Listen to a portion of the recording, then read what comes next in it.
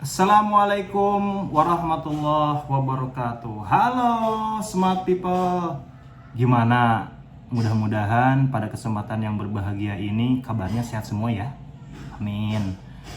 Alhamdulillah, pada kesempatan siang yang berbahagia ini izinkan saya memperkenalkan diri. Nama saya Ramdhani. Pada saat ini saya sedang bersekolah di salah satu Sekolah Tinggi Ilmu Ekonomi STIE Dr. KHZ Mutakin Purwakarta dan beranjak di semester 6. Adapun pada kesempatan yang berbahagia ini saya akan mencoba mempresentasikan sharing bersama semua rekan-rekan smart people, yang mana ini adalah salah satu tugas ujian akhir semester 6 ini, di mana tugasnya adalah mempresentasikan secara virtual kepada khalayak semua ataupun smart people semua, di mana dengan tema manajemen resiko. Kalau secara keilmuan manajemen resiko, saya mengutip salah satu tokoh yaitu William Arnman, salah satu cara rasional untuk mengurangi dampak bahaya sehingga tidak menimbulkan cedera. Sebelum kita membahas tema pada kesempatan yang berbahagia ini, saya akan mencoba mereview ataupun bagaimana cara PT Pupuk Kujang Cikampek mengimplementasikan teknik manajemen resiko khususnya di perusahaan tersebut. Ada pepatah kata, tak kenal maka tak sayang. Saya akan mencoba mereview sedikit milestone dari PT Pupuk Kujang Cikampek ini. PT Pupuk Kujang Cikampek resmi berdiri pada tanggal 9 Juni 1975. Udah cukup tua ya. Iya. Perusahaan yang berlokasi di Cikampek dan berada di Provinsi Jawa Barat, merupakan anak perusahaan dari induknya yaitu PIHC Pupuk Indonesia Holding Company, yang mana core bisnisnya adalah bergerak di bidang petrokimia dan industri, yang mana untuk menjalankan proses bisnisnya di sana timbul potensi-potensi bahaya akibat dari operasional pabrik tersebut. Maka dari itu PT Pupuk Kujang Cikampek secara manajemen telah menetapkan salah satu penerapan implementasi dari Undang-Undang Nomor 1 Tahun 1970 tentang keselamatan dan kesehatan kerja, yang mana tujuannya adalah untuk melindungi dari dampak potensi bahaya yang akibat kerja tersebut, dampak bahaya cedera ataupun penyakit akibat kerja. Secara dasar payung hukumnya yaitu undang-undang tersebut.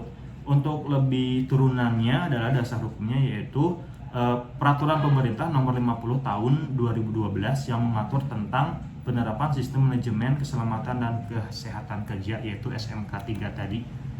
Adanya peraturan tersebut maka akan tercipta tujuannya kondisi lingkungan kerja yang sehat, aman dan nyaman, sehingga pekerja dapat bekerja dengan lebih aman, tenang, sehingga hasil akhirnya produktivitas kerja dapat tercapai, dan lebih jauh lagi target-target perusahaan dapat terlaksana dengan baik.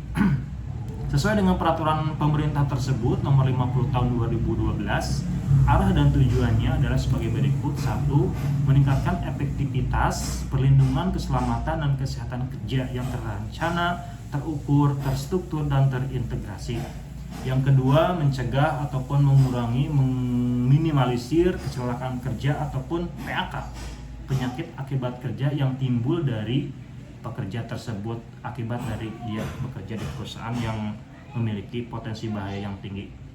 Yang ketiga, menciptakan tempat ataupun lingkungan kerja yang aman, nyaman, tenang, dan efisien, serta mendorong produktivitas pekerja.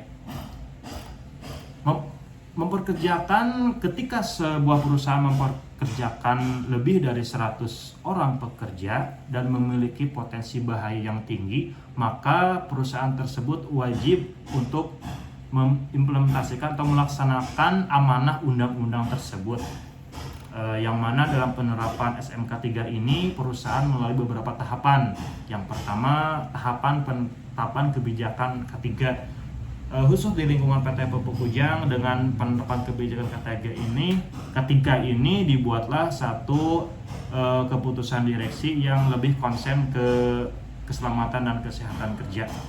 Yang kedua, perencanaan K3. Kebijakan K3 merupakan acuan perusahaan untuk menentukan rencana ataupun program-program K3 yang setidaknya memuat tujuan dan sasaran yang jelas.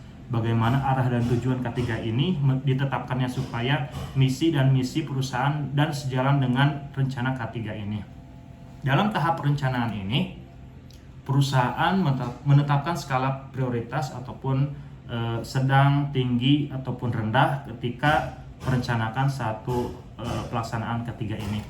Yang ketiga, pelaksanaan rencana K3. Ketika rencana sudah dibuat, maka pelaksanaan K3 perlu didukung dari berbagai lini, baik dari manajemen pekerja, dari perusahaan itu sendiri, top manajemen, middle manajemen, dan stakeholder yang bergabung dalam perusahaan ini.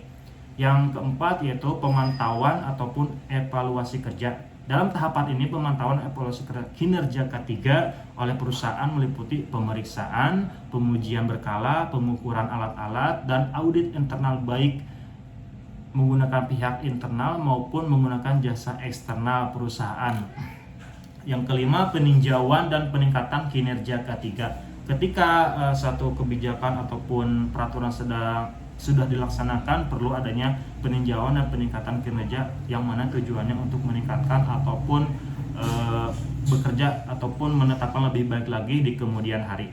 Dalam kurun waktu semenjak SMK 3 diterapkan di PT Pupuk Kujang, yaitu ditetapkan 2013 sampai 2020, kurun waktu tersebut ketika peraturan SMK tersebut diaplikasikan, terdapat perubahan yang signifikan terkait data-data kecelakaan ataupun near miss dari hasil penerapan peraturan tersebut, yang mana dari tahun ke tahun itu berdampak sangat positif sekali.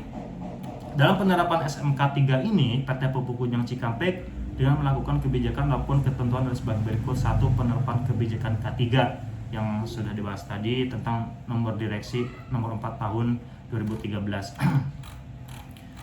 Untuk yang kedua adalah perencanaan dengan dibentuknya P2K3 dalam menentukan rencana-rencana ataupun kebijakan K3 dibuat secara sistem Golden Rule Safety Permit, rencana program tanggap darurat.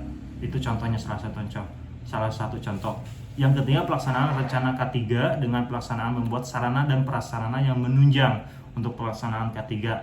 Karena kondisi pabrik ini potensi bahaya yang tinggi, misalkan bahaya kebocoran, bahaya peledakan, kebakaran, maka perlunya rencana ataupun aturan yang mengatur itu semua sehingga potensi-potensi bahaya tidak dapat ataupun diminimalisir akibat potensi bahaya tersebut. Dengan adanya salah satu proteksi pemadam api ringan ataupun APAR, penyediaan fire truck, sistem line hydrant, poster-poster ajakan keselamatan dan motivasi dalam bekerja, itu semua adalah salah satu salah satu cara untuk ataupun teknik untuk meminimalisir akibat dampak dari potensi bahaya tadi, yaitu setelah dilaksanakan perlu pemantauan dan evaluasi kinerja, yang mana di sini terdapat audit internal eksternal yaitu ISO 45001, 14001 dan lain sebagainya. Yang kelima itu peninjauan dan peningkatan kinerja K3 dilakukan untuk melakukan perbaikan ataupun improvement untuk tahun yang selanjutnya. Sehingga saat ini penerapan SMK 3 cukup baik di PT Pupuk Kujang. Semoga kedepannya menjadi role model bagi pekerja ataupun perusahaan-perusahaan yang lainnya, sehingga arah dan tujuan visi misi perusahaan dapat tercapai dengan baik. Demikianlah salah satu ataupun sedikit banyaknya tentang manajemen risiko ataupun implementasi manajemen risiko keselamatan dan kesehatan di lingkungan PT Pupuk Kujang. Semoga bermanfaat. Mohon maaf bila ada kata-kata yang kurang berkenan. Wassalamualaikum warahmatullahi wabarakatuh. Dadah, semangat.